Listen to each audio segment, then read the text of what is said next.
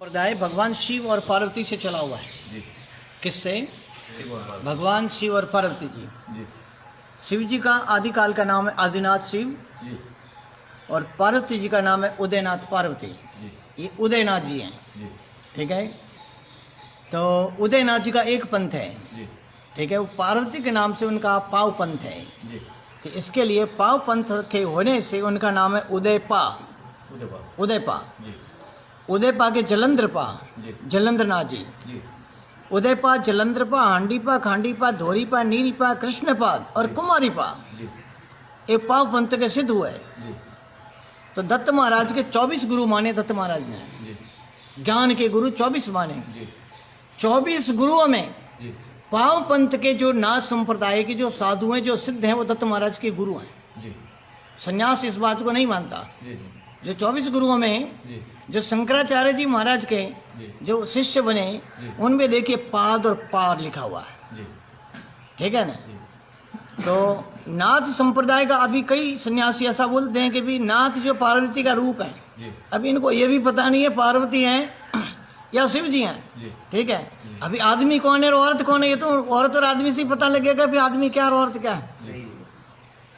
तो बहुत सारे लोग बोलते हैं कि भाई ये पार्वती का रूप है। जी। तो बहुत सारे सन्यासी इस बात को नहीं मानते।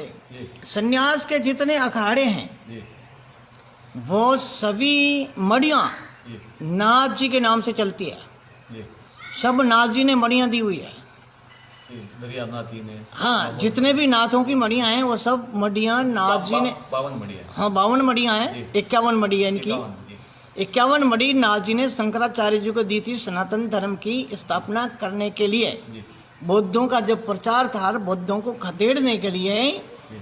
और हमारे यहाँ से निकालने के लिए जो है शंकराचार्य जी महाराज ने 8वीं शताब्दी में जी।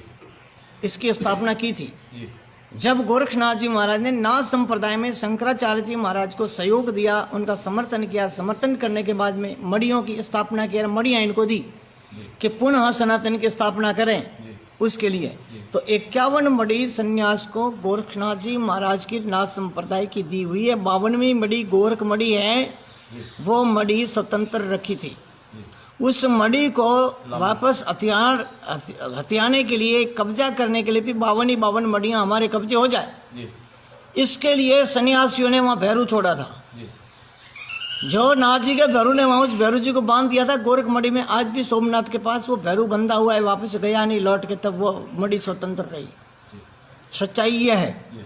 दूसरी बात कि संन्यास जो है दत्तात्रेय महाराज का चलाया हुआ है। जी। दत्त महाराज का। दत्त अत्रेय ऋषि के पुत्र थे दत्त महाराज। और तो दत्त महाराज ने संन्यास चलाया था, जी। जो संन्यास एक ही था। जी। शंकराचार्य जी महाराज ने 10 नाम संन्यास की स्थापना किया। जी। तो दत्त महाराज के 24 गुरुओं में जो भी इनके कंठी माला रुद्राक्ष जो भी दिया है, जी। वह सब पाव पंथ के साधुओं के द्वारा उनको दिया गया है। जी। ठीक है।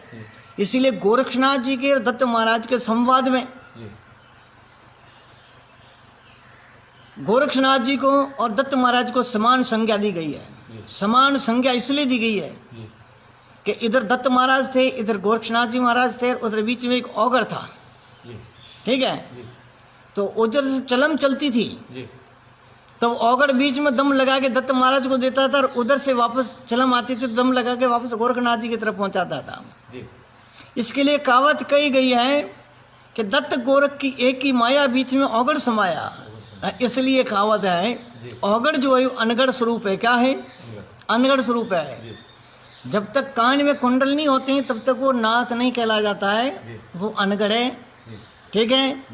तो अनगढ़ का स्वरूप बीच में दोनों के समाया हुआ है। और दर्शनी योगी शिव की काया, जिसके कानों में कुंडल है, वो शिव का स्वरूप माना गया। वो शरीर वो काया शिव की मानी गई है। ये परंपरा हमारे नाथ संप्रदाय की और सन्यास की है। पहले सन्यास में नागा पलटन ये नहीं थी। ठीक है। ये नंगड़ घूमने की परंपरा नहीं थी। ये शंकराचार्य जी महाराज ने फौज तैयार की थी बौद्धों से लड़ने के लिए। ठीक है, कि तुम्हें कपड़े की भी जरूरत नहीं है, तुम तो नंगे रहकर भी काम करो, तब ये संस्था चलाई थी। अब आज का स्वरूप दूसरा बन गया। आज कई प्रकार की विद्वताएं आ गई और छिन्न भिन्न हो गई। कई कई बार कई त्रुटियां हो गई, कई कई बार कई चीज़ों का अस्तित्व खत्म हुआ और पुनः पुनः उसको वापस स्थापित किया गया। ये लंबी चौड़ी गाथा है। तो यह 10